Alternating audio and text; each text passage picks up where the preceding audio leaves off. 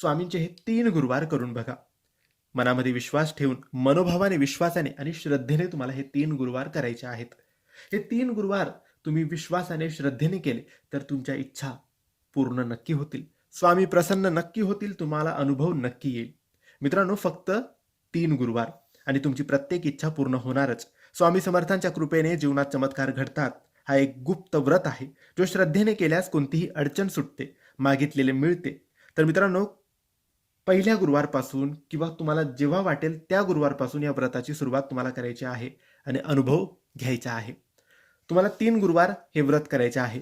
कोणत्याही गुरुवारी काही अडचण, सुतक किंवा काहीही प्रॉब्लेम आली तर मग तुम्हाला नवीन 3 गुरुवार करावे लागतील, हे लक्षात ठेवा. 3 गुरुवार करताना 3ही गुरुवारी उपवास करायचा, फलाहार तुम्ही करू शकतात आणि संध्याकाळी रात्री स्वामींना नैवेद्य दाखवून तुम्ही उपवास सोडू शकता. हे झालं उपवास कसा करायचा आणि नियमांचं